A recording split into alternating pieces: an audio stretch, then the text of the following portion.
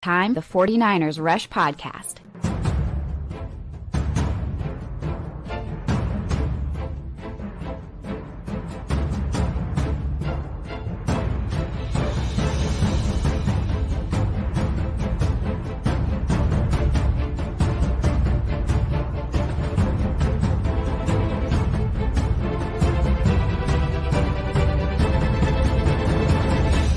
And here's your host, John Chapman. What is going on, faithful? It is Tuesday, which means we're all in for a treat because we got this guy next to me, Wayne Breezy. How we doing, my man?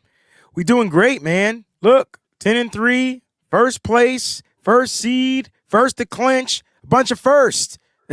It's what I like. Man, I wish this was the first day of the week where we could bring him the John and Wayne show, but it happens to be the second day of the week, so I'm still grateful to be here, bro. I freaking love it, man. The chat's blowing up. Love all the hashtag CCs, all the Breezy Brunch, BBs. They're out there too. Appreciate it. Look at this. VZ says we the number one seed because we ballin'. We got a Travis King reference at the start of the show. I ain't mad about that. At all. You got a new video coming out too with E40. Shout out to Travis King and E40. He working. Working.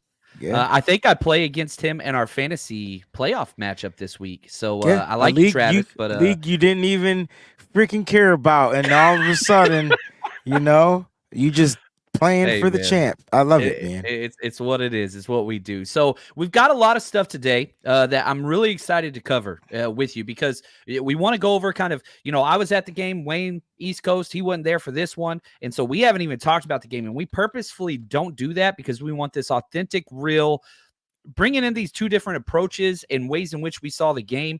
We're going to talk a little Jason Verrett. We're going to jump into some nostalgia, which is turning into a John and Wayne must. We've got to look in the past just because I can't help it, man. It's an issue. So let's start off with that. We got a lot of awesome comments in the chat. We're going to get to those questions. But real quick, Wayne, what were your thoughts on the game as it was going live, and just kind of what were some of your takeaways / feelings, emotions as the game played out?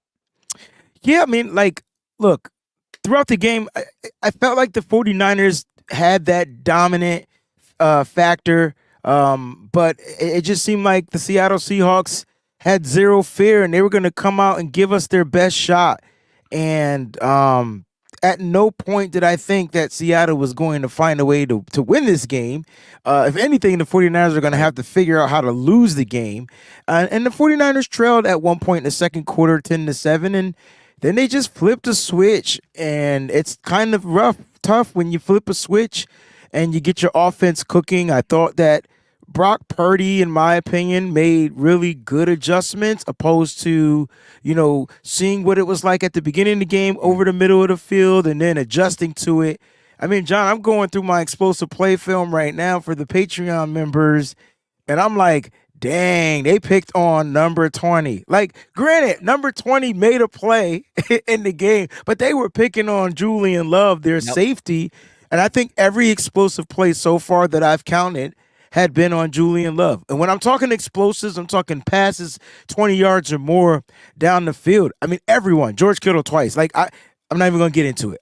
So it felt like the Niners were dominating, but the score wasn't reflecting their dominance because when you got 527 yards of pure offense and you don't control the time of possession. First game I've seen where a team wins by 12 points and doesn't have the time of possession in their favor. I scratched my head. So if we're winning games like that, that's a good thing because the playoffs are going to be rough and stuff with the Afro Puffs.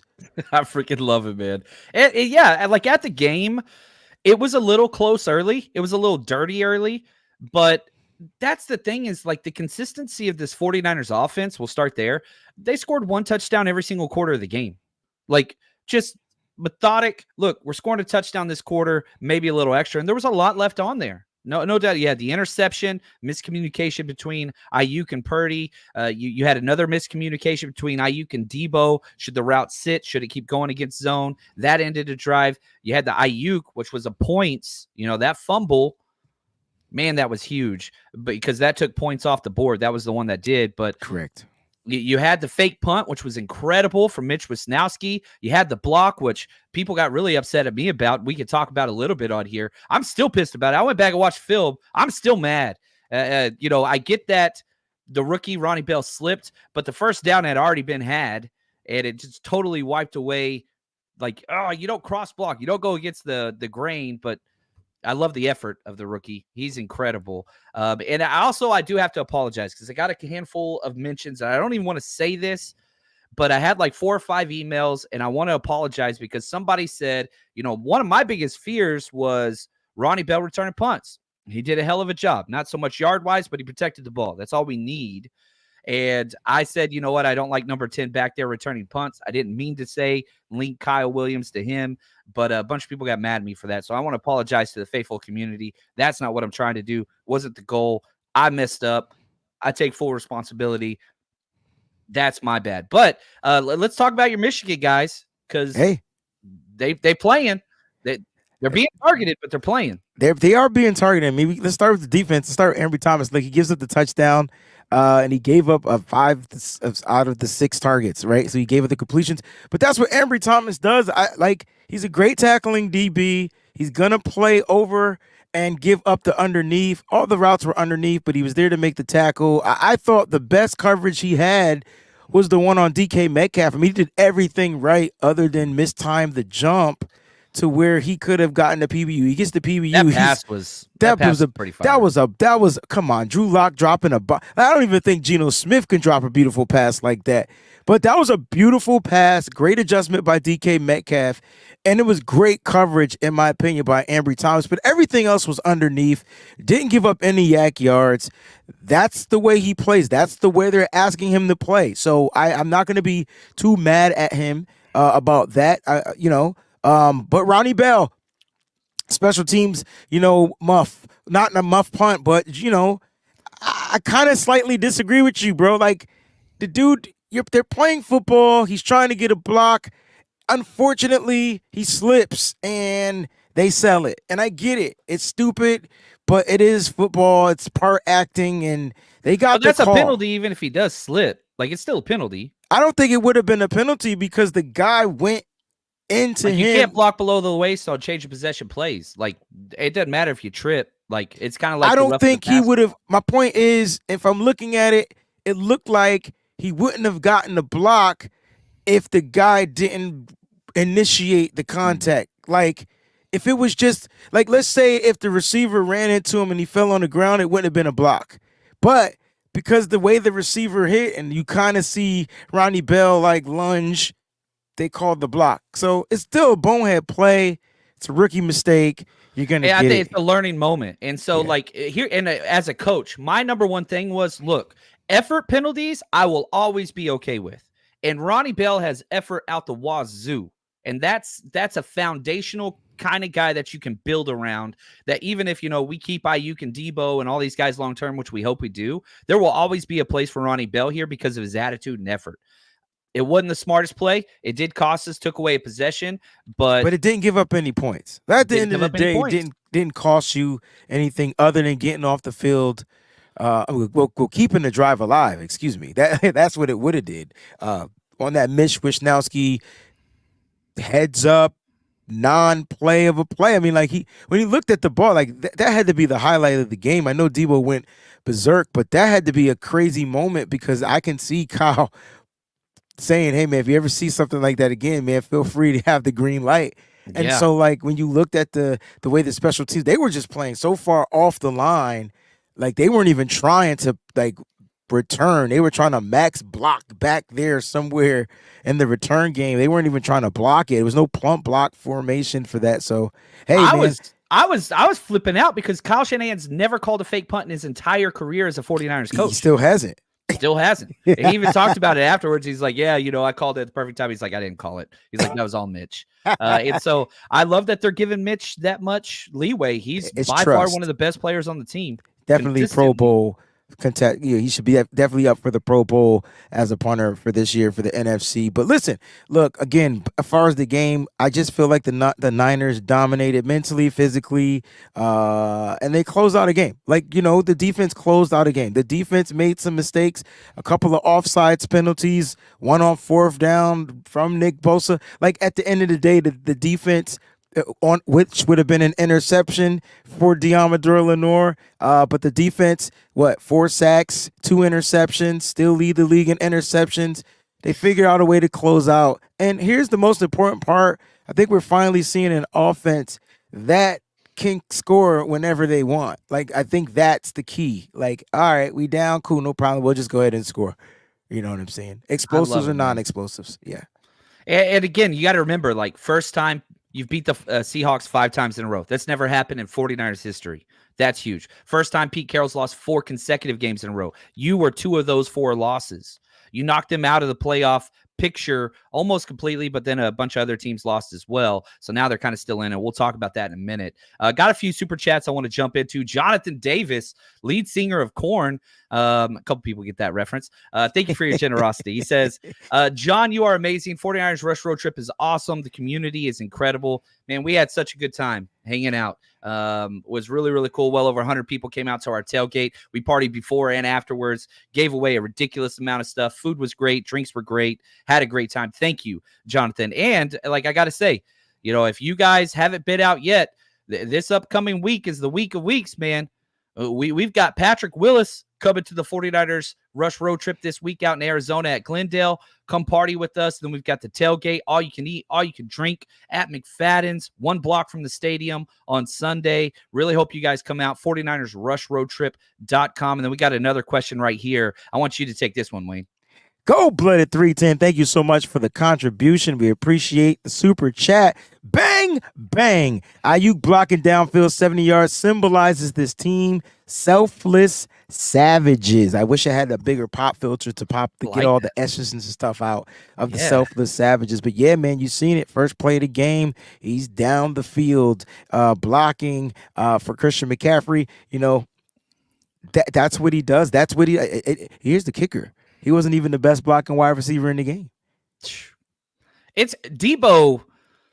I went on a rant yesterday. I went on a Deebo rant. Like, this dude is in the best physical shape he's ever been in his life. Yes. He's given the best effort. He's the most passionate we've ever seen him.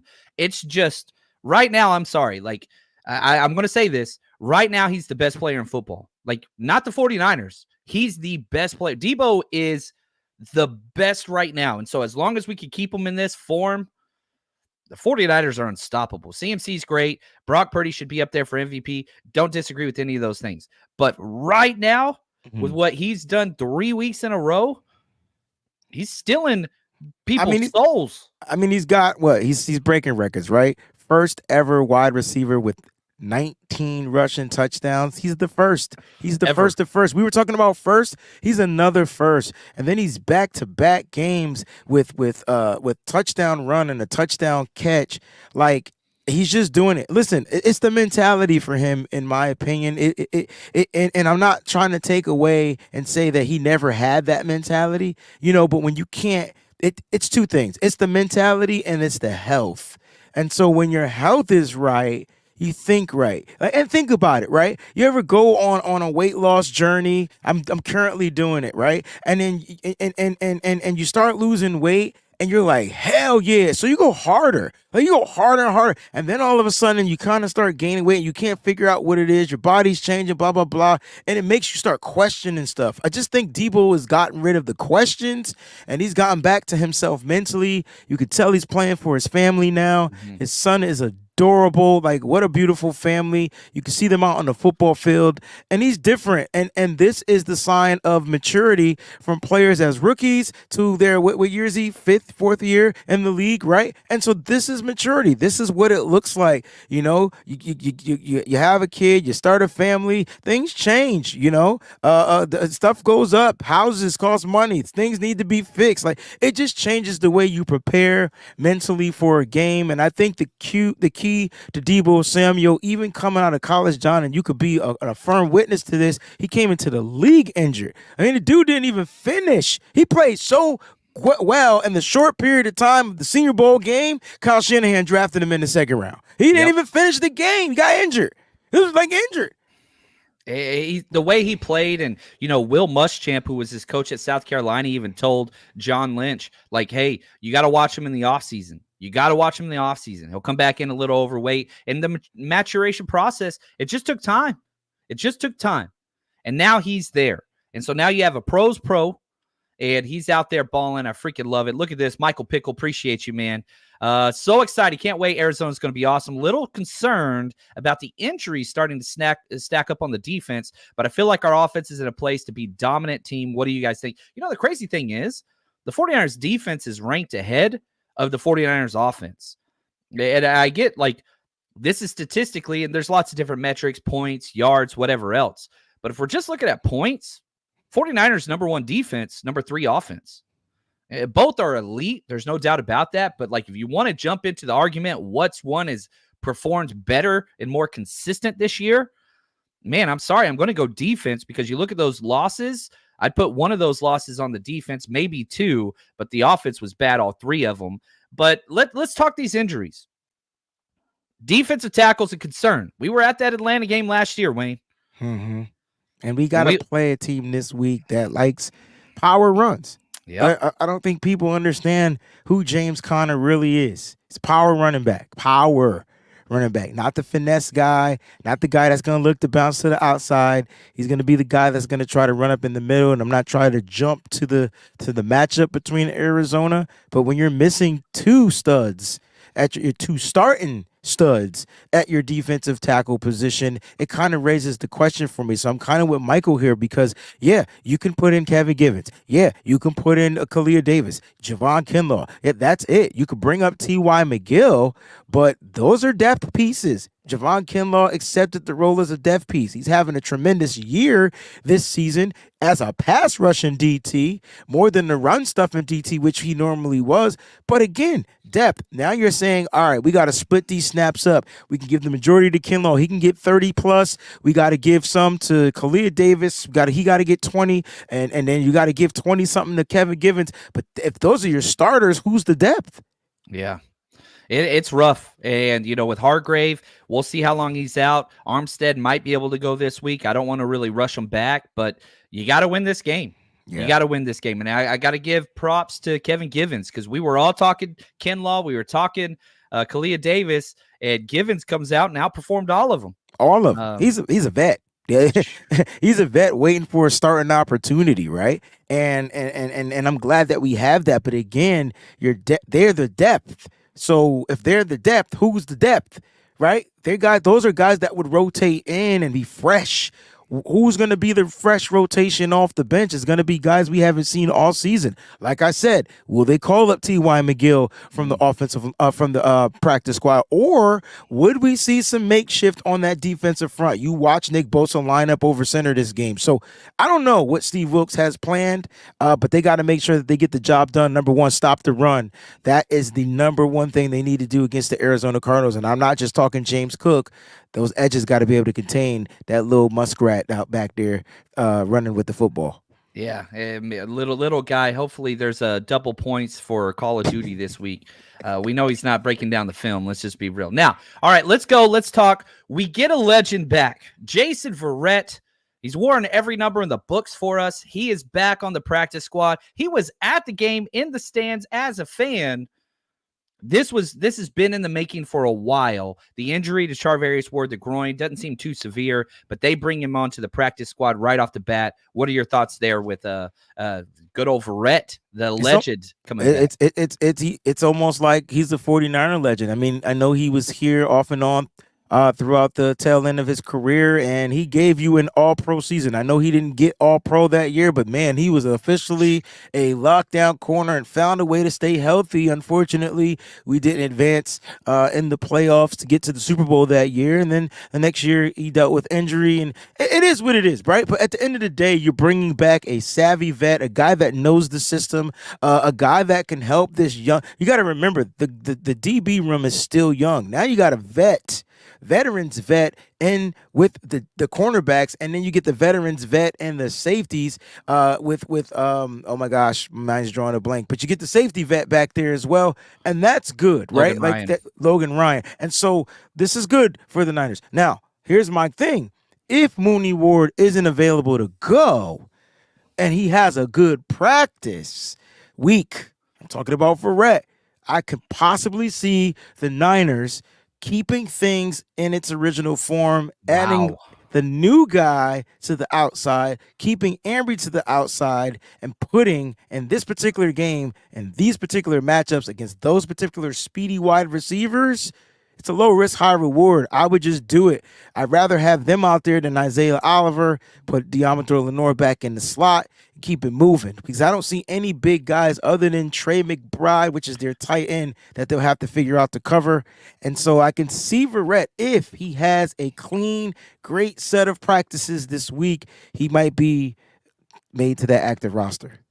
Yeah, Michael Wilson was their other big wide receiver. He's out. He's out. He's not playing. That was their language, physical bro. guy. He's on the IR. Yeah. So I'm with you there. This is one of the smallest. Again, this is a Cliff Kingsbury build, which is not how you win football games in the NFL. They got a new coaching staff, and they're doing fairly well, kind of well. But yeah, it's interesting. Verrett hasn't played. His last game was with us, September of 2021. That's when he got injured. But he's been on Houston's practice squad all year. So he's been with D'Amico. He's in football shape. He's been playing. I don't know. Now, it's funny because Jason Verrett triggers nostalgia for me. He went to TCU, played. I mean, I watched this dude play high school ball, and I loved it. I hate TCU, but I grew up like a few miles from the campus, and I couldn't stand the kids that went there. Well, anyway, that's another story. But I wanted us to draft him. He went. I did a little deep dive. The 2014 draft class. Listen to these names, okay? The 49ers ended up getting Jimmy Ward at 30. Jason Verrett went 25. So he went before we were on the clock. Jimmy Ward was a great pick. But listen to these other names that ended up going to the Niners. At number 21, Clinton Dix. He was with us. 23, D Ford. 24, Darquez Denard. We had him for a minute. Then Verrett Ward. Number 42, Jordan Matthews. 43, Western Richburg, who we signed, and he pulled the freaking horn to start the game last week. Not done. You're going to keep going. 50 overall, Jeremiah Tachu. 57, Carlos Hyde. 62, Jimmy Garoppolo. 70, Marcus Martin, our center, who never really got off the ground. And 77, Chris Borland. All in the same draft. That was the first 3 rounds. And they've been all 49ers. Yeah, that's a healthy pool right there. So he's the last of the last. I think like I said, I think Verrett, he's been healthy. He's been in a camp, and that's good. The fact that he's in football shape, but he just has to get through a week of 49er practices. That's the key. And if he does, man, why not? Why not? You'll have 2 lockdowns on the outside. They'll test Ambry, because Ambry concerns me in this game because of the double moves. And I feel like that's how they're going to try to take advantage of Ambry Thomas. I believe that's what happened earlier. And so, they have quicker, shiftier wide receivers.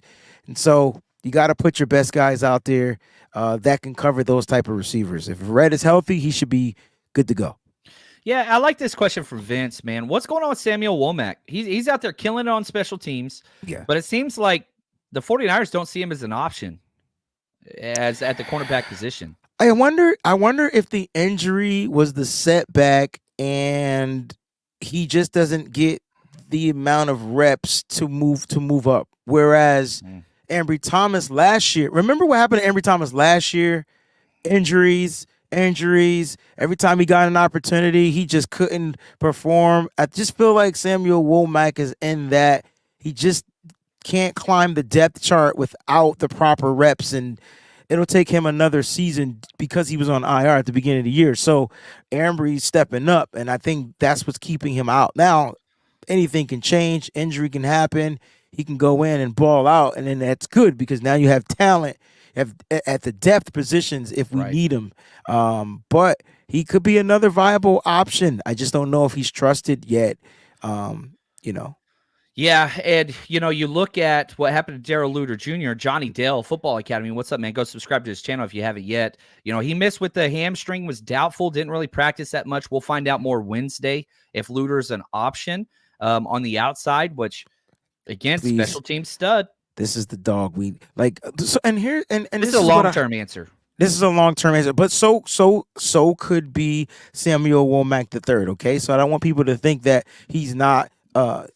It's just an injury. They're getting him back in on special teams. Listen, the Niners have starters on special teams. That's key. Jordan Mason, this Darrell Luter Jr. if he plays, Samuel Womack. These are guys that can get down the field and crack the block off of these players, and that's what you want, right? And so we're good. We're good. Now, if they need to come in and do a job, we have them available. So let's get him on special teams. No one wants Luter out there more than me. He is the dog of dog. We haven't even seen what a dog looks like on the secondary yet. I like Diamador Lenore, but it's a different type of animal compared to the dog I'm talking about Darrell Luter Jr. is. Yeah. And Big Papa says, is Luter healthy? We'll find out Wednesday. I doubt he practices, maybe limited, probably on the side. But yeah, I'm excited about that. Right here is Q Knight on the squad. He is not. Sadly, he is not. Seattle Faithful, what's up, man? I love this chapter. So many guys on the roster that climbed the depth chart that other teams would love to have. Great problem. Well, the 49ers and Kyle Shanahan has been notorious for this developmental of the practice squad and rewarding in-house guys. And so when teams have when players have options, they almost always choose the Niners because the Kyle Shanahan loyalty program. If Shanahan likes you, he's going to give you a chance down the road as a coach, as a player, whatever else. Doesn't matter. Quantrez Knight's probably the one that is the anomaly to that. They didn't really reward him, but almost everybody else has been a part of that. And so, yeah, there we go. I like it. Now, let's talk. Let's switch it up. Let's go to playoff talk because the 49ers have clinched. They are now officially the 1 seed. So let's pull this up here. They're up there at the top of the chart, thanks to the Cowboys beating the Eagles. They're the number 1 seed, first to clinch a playoff spot in the NFL. Everything is right there where they want this, but it's not set in stone. You got a 3-way tie as far as records go. You have the 49ers, Cowboys, and Eagles 10-3. But I feel like this is huge because the 49ers are right where they want to be, right, Wayne? Yeah, I mean, they are, man. They control their own destiny, right? So the 49ers are in the driver's seat, which is what I like to call it. And so all they got to do is continue to drive. It's like they're ahead of the race. It doesn't matter how they're ahead of the race, but they're ahead of the race. And if you really don't know how they're ahead of the race, it's because they beat the snot out of Dallas and the snot out of Philadelphia. And so they're ahead of the race. And so if the Niners continue to win out and finish 14-3, they'll be the number 1 seed, point blank period. Can't nobody top that. But they have to stay on course. They have to keep that focus going.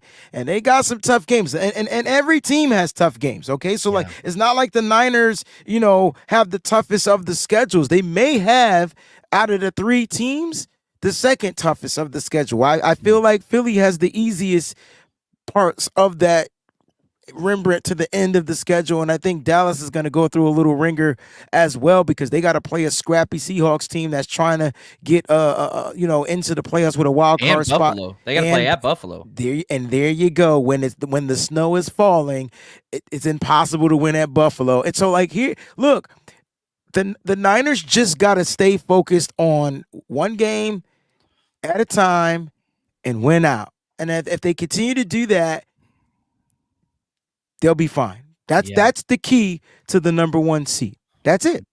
Yeah, shout out to David Wallner, diehard Cowboys fan, former teacher I used to work with. Great guy. I got to highlight you guys this week just because you did help us out. Cowboys first place in our division, #CC. Look at that. Cowboys fan. He knows the #CC.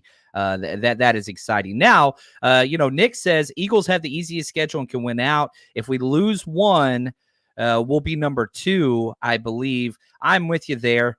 I think because one of those teams is probably going to win out. Well, let's look at the Eagles schedule, right? So they have the Seahawks, okay?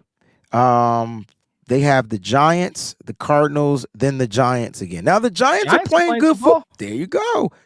The Giants are playing football. So it's not a cakewalk for the Eagles, but when you look at the teams with winning records, none of them have winning records. No, they've already kind of went through that. Corey, what's up, Corey? The man, dude, such a great dude. He says, do you want the Seahawks to beat the Eagles next Monday? Yes. Absolutely. Yes. Absolutely. The Seahawks are no threat to the 49ers. None. No. They're almost like how the Rams are. All right, so, and then we look at the Niners schedule.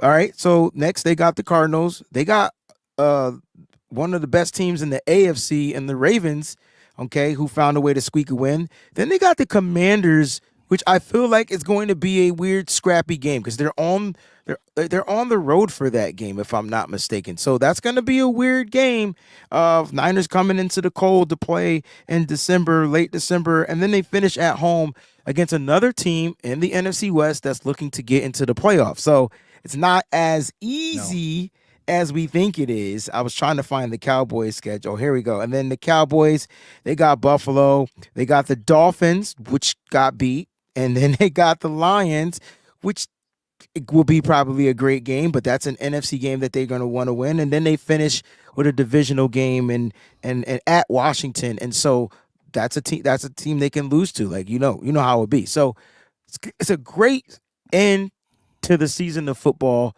for all three teams. But all 49ers got to do is win their games. They're number one.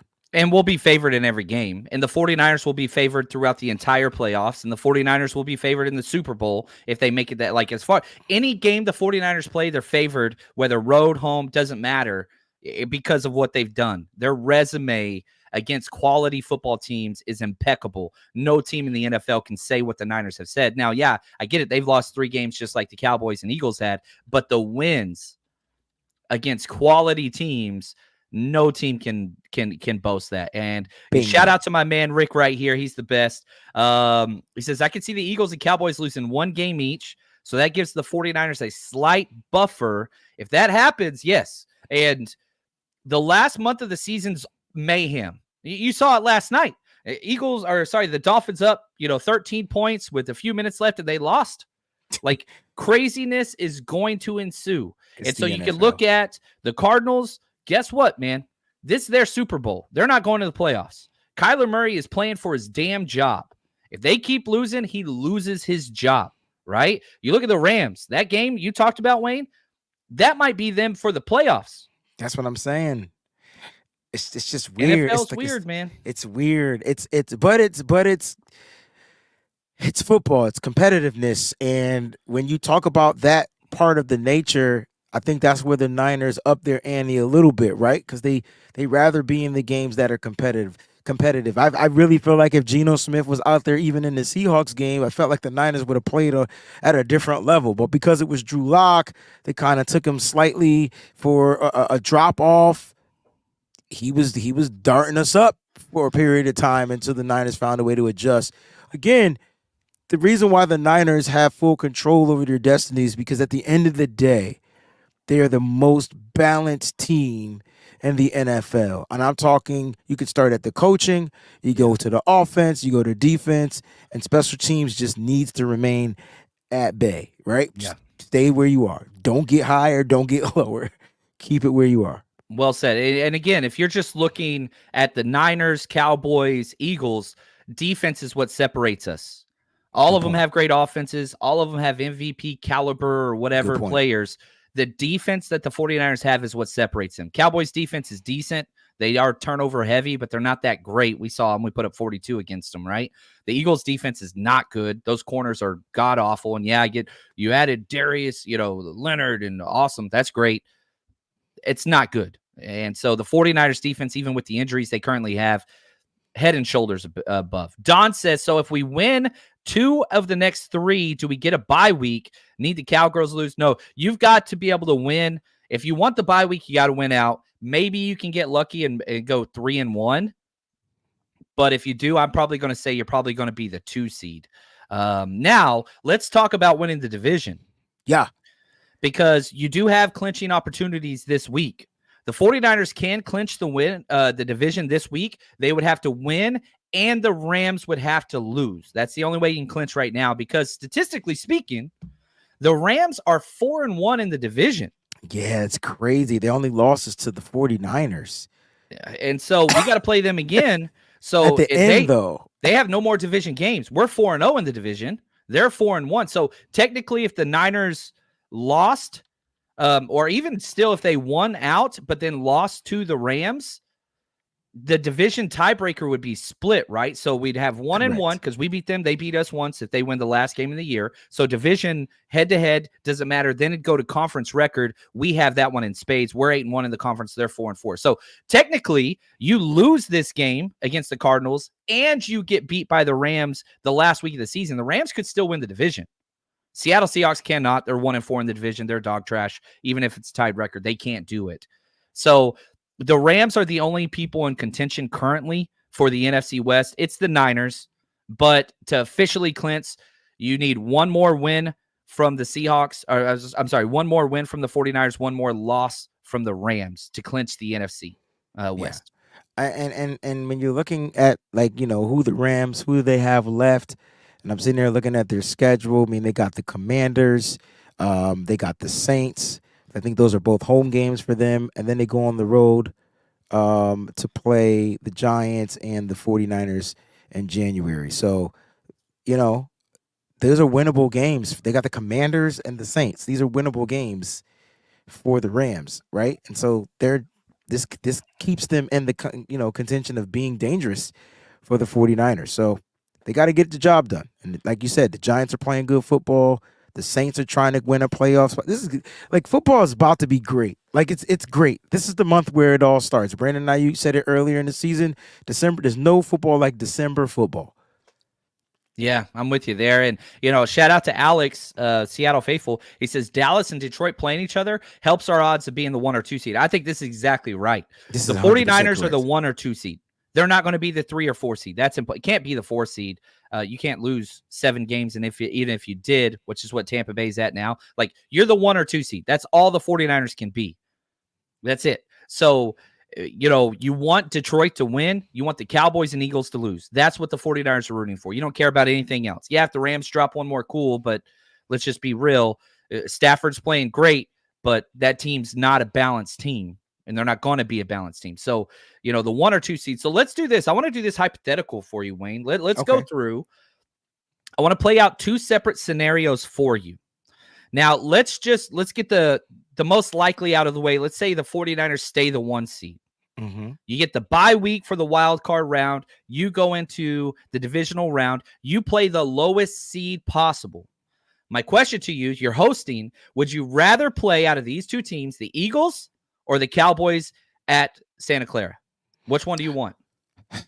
I mean, for me, I'm nostalgic. So give me the Cowboys. I don't give a what their offense puts up. I don't care if they don't score 40 against us. I tell you that.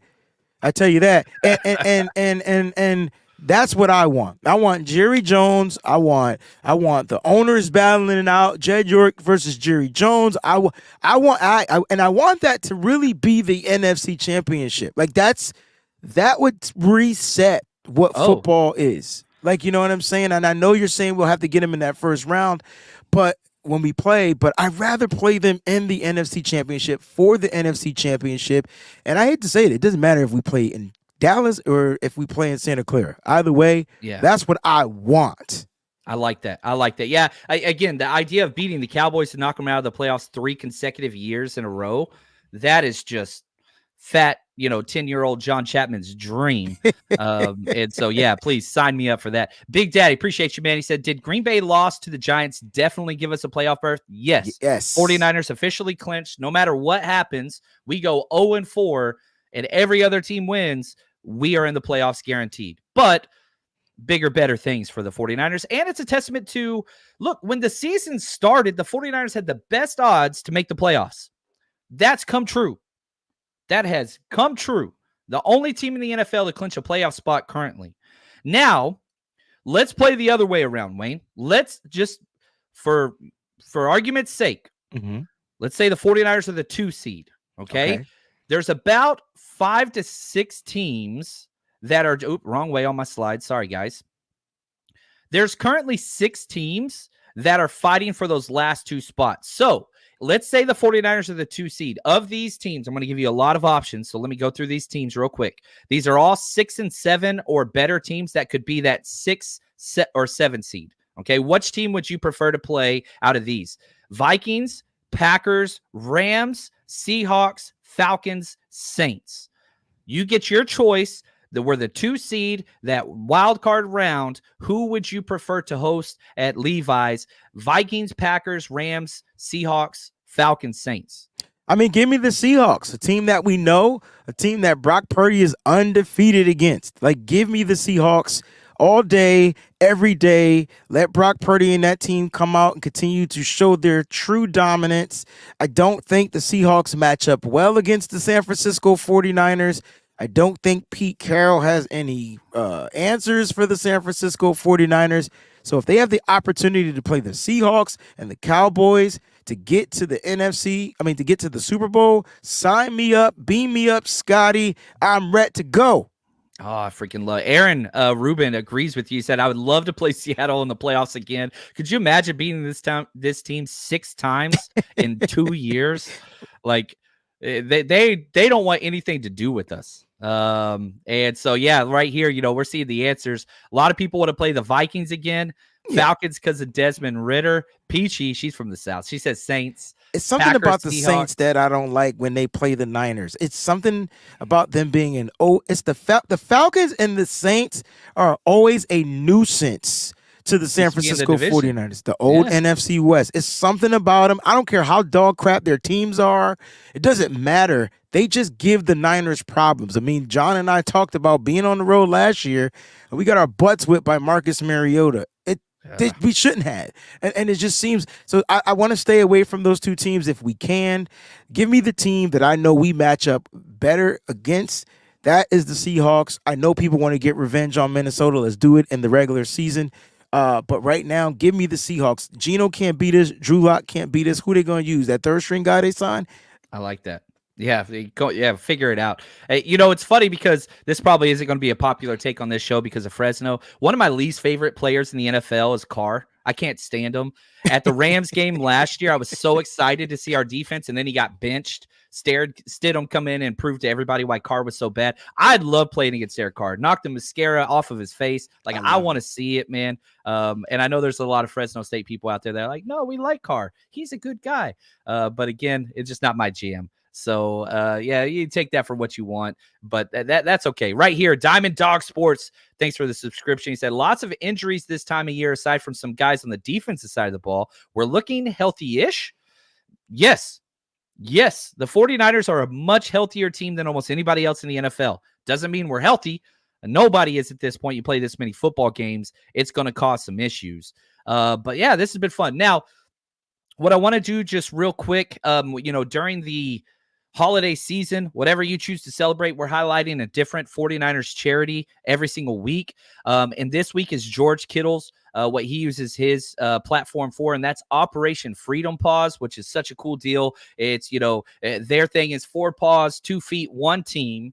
They exist to save lives through human and canine interaction, service dogs for vets, kids, soldiers that have gone through, terrible experiences and whatever else. And, this one hits close to home for me, the 49ers Rush crew. A lot of you guys don't know Juan Salas, the one that does all of our clips and a lot of our YouTube marketing. He served. He was on Black Hawk helicopter that crashed. It has gone through ridiculous amount of surgeries to try to come through that. And so anything that we could do, politics aside, whatever else, not pro-war, but I'm very pro-soldier and the people that have served. So this is a wonderful way. So all you got to do is go to operationfreedompaws.org. I donated this morning. It's a wonderful way. And if you don't have money, that's okay. They're accepting volunteers for people that can come in and help train these service dogs to get them into the hands of families that could use them. Lots of different ways to support. Just something to keep in mind during this time. Now, let's get to this. I'm excited. I caused some issues on Twitter, Wayne. Woohoo! I'm good at that, right? And it's a bad thing. Here was my question. I asked a simple question because I don't know what to do with Brock Purdy wise. And the whole nostalgia thing, I had to wait till you came on the show so I could talk about this. Ooh. Where does Brock Purdy currently belong as far as like 49ers tier quarterbacks? And I'm not saying he belongs in one tier or the other. The way I phrase this question, which tier is Brock Purdy closer to? The top tier is Montana and Young, right? Then the second tier, and I think there's a big drop off, and you could exclude or include other quarterbacks, but it's, Colin Kaepernick, Jeff Garcia, Jimmy G. You want to throw Alex Smith in there? Cool. Like, where is Purdy? Which one is he closer to? Is he closer to the elite status, or is he closer to Garcia, Jimmy G, whoever you want to throw into that category? What do we do with Brock Purdy and what he's done so far for the 49ers? I mean, for me, he's elite. My definition of elite is the picture of Brock Purdy. Like that's what he is. He wins games, and he wins playoff games. And unfortunately, he hasn't had his opportunity to win a Super Bowl game. And so he's not in that stratosphere as of Steve Young and Joe Montana as of yet. But if he's in that second tier, he's definitely trending toward that Joe Montana, Steve Young category. And in my opinion, he surpassed all the other players that you mentioned: Alex Smith, Jimmy Garoppolo, Jeff Garcia, and those guys. Forgive me if I missed anybody, but he surpassed them. And I think everybody sees it because, when you watch Brock Purdy on the football field, it's a kid that doesn't get flustered. It's a kid that'll make a mistake and find a way to rebound off of it. He's very resilient, and he's starting to control what the defenses do. And that, to me, when you become a manipulator in the pass game, as the quarterback, I'm gonna make you do this but I'm gonna do this. Like that. That's it. That's it. He's probably the best point guard quarterback we've had since Steve Young. And so I like what Brock Purdy is doing. I'm not trying to put this kid on a crazy high pedestal, but he's earning that every single week, even in the 3 losses. We wanted to hold him accountable for those 3 losses. Okay, well, look how he's responded. And no one wanted to factor in that he was missing his key maker. Right. but now they see that Deebo is the key, right? Now they're understanding that this offense, doesn't kind of tick the same way. It talks, but it doesn't tick without Deebo Samuel. And then you get a healthy Deebo at that. We were just talking about Deebo just being in the damn lineup. Now he's healthy. Man, listen, Brock Purdy is entering that stratosphere, bro. He gets a Super Bowl. He's elite in that conversation. Yeah. Steve Young only got 1. Brock needs 1. He's entering that conversation. Yeah. Sean says, Purdy is about to leapfrog everyone to 3rd all-time. MVP in a Super Bowl ring puts him number 3, with potential to be number 2 when it's all said and done. Here's the crazy thing. Brock Purdy's 23 years old still. Bro, can you imagine when Brock Purdy turns 27? Like, can you imagine him at 27? You know what I want to look up? How old was Steve Young? His first year he started with us, he was 26. Right. He's got a 4-year jump on Steve Young's time with us. That's something I really haven't thought about very much. Now, I asked this question on Twitter, and it's pretty bad. 82.6%. This is over 2,200 votes, so it's not a small sample size. 82% said he's closer to the Montana Young tier. Now, I'm not saying he's there. And I get, a lot of these comments are, we got to wait till the end of the year and all those things. I get that. But at the same time, I think it's just interesting with what he has been able to accomplish. And for anybody saying system quarterback or whatever else, they don't pay attention. They don't watch film. Most of the NFL analysts on those, big stations actually don't watch film, don't watch the NFL. They sit there at their computers watching Red Zone and try to find stats to, back up their already preconceived notions. And that's okay. There's a place for that in today's society. That's okay. But man, and I think people are all over this spectrum. Oscar said he's behind Garcia, Cap, and Jimmy G. I'm cool with that. If longevity is what you're looking for, I have no problem with that. But this kid's already got 2 playoff wins. He's already got 2. And I get it. Cap got us to the Super Bowl. Jimmy G, Super Bowl appearance. I get it. I get those guys have Super Bowl appearances and they failed. But at the end of the day, And I'm just basing it off of what Brock does. Man, there's no way Brock and this 49ers team will get to a Super Bowl and lose. It's just almost impossible unless there's the inevitable happens. You know what I mean? And then when you look at the way that this team continues to just sync up, health is the key. If they stay healthy, I mean, they're well balanced. And you already talked about what tips them over. It's the health of that defense. The defense is number one for a reason. You want to play a defense. So what? The defense might be ranked top 10, top 12 in passing yards. Ask me what they're ranked in points, John. Yeah. What are they ranked in points? Number mother freaking one. Number one. And what was funny is when they entered into week 14, guess where they were ranked? Number 2. Guess who they were behind? The Baltimore Ravens by 0.2 points, 15.6 to 15.8. The Ravens just gave up 31 points, my guy. And all of a sudden, now the Niners only gave up 16 points. So they gave up 0.2 more points than they were giving up all season long against the Seattle Seahawks, which I was pissed off about because I wanted them to only get 13. But they ended up getting that stupid, silly touchdown to Kobe Parkinson because all of a sudden we just can't cover tight ends, which is the only thing I feel like we struggle against on the defense because we just leave tight ends wide the motherfucking open and they can romp a seam and it's a touchdown. I'm tired of explosive plays from wide receivers. Sorry about the rant. Anyway, my point is they're the number one scoring defense for a reason, Craig. I love it, man. Well said. And I'm loving all these, comments coming in. David says Montana was 25 when he first won his chip.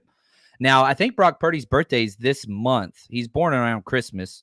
That should tell you something. So yeah, we'll have to see there. Right here, Daryl, thanks for the super chat. Would it have been cheaper right here to pick up Kinlaw's 5th-year option? No, definitely not. You didn't want to guarantee it for injury. So maybe you do keep Kinlaw, but it still will be cheaper than what he was going to be. So yeah, that's okay. And we'll see. We'll see what this looks like. Now, depending on where you are with Purdy, Dak Prescott has overtaken him again as the MVP favorite because of the game against the Eagles, which he had a good game, not near as good as the Purdy game against the Eagles or the Cowboys. I don't get it.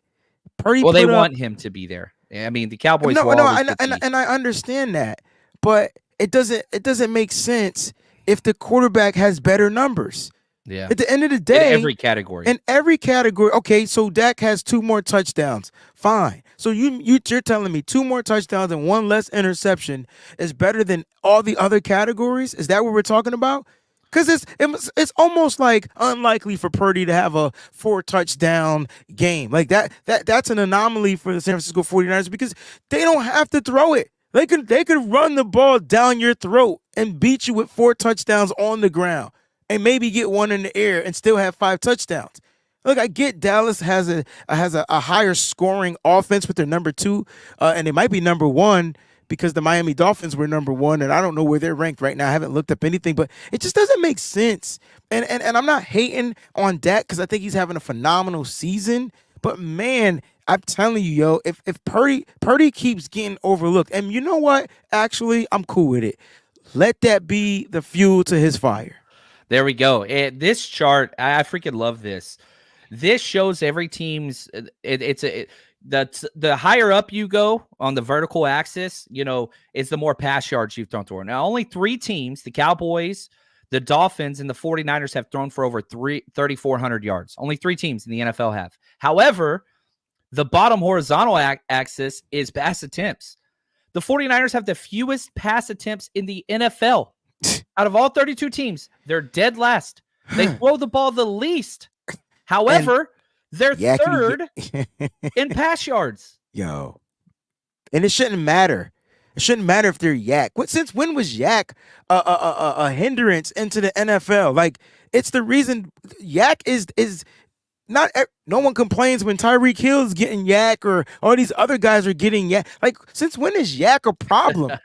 We were the yak bros 2-3 years ago, and everybody made it a big deal. Oh, they're the yak bros, and now we the yak family because we got more than 3 now. Everybody get yak if you a 49er because all you got to do is catch an accurate pass and be who you are. The moment I saw Jawan Jennings getting yak, I realized, oh, shoot, this offense is different because he the slowest wide receiver and he still could get yak. That's my point.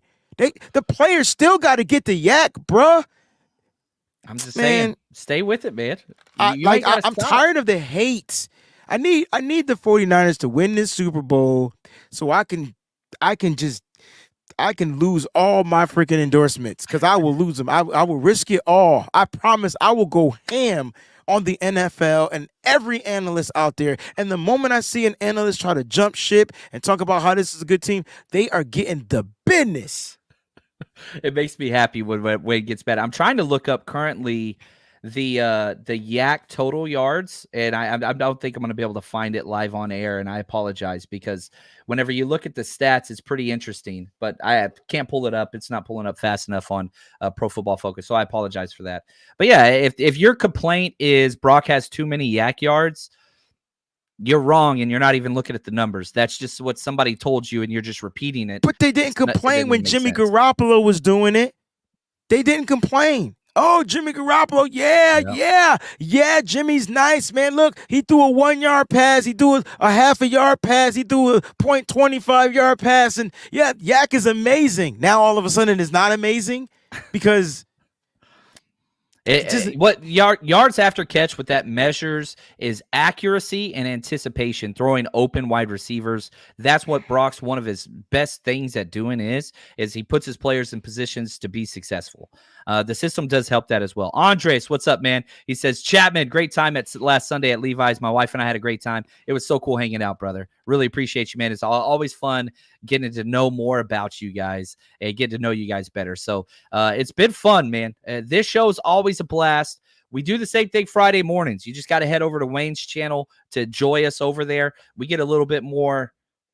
It's called The Game Plan. And I got the great coach right here, John Chapman, breaking down the game because I'm going to tell you right now, this game might not – I'm more a little bit concerned about playing the Cardinals than I was playing the Seahawks. Yeah, I agree. They match up a little better with us. I know we beat them earlier in the year, and that was easy, but they're playing a little bit better, more feisty football right now. And Kyler Murray's playing for his job out there.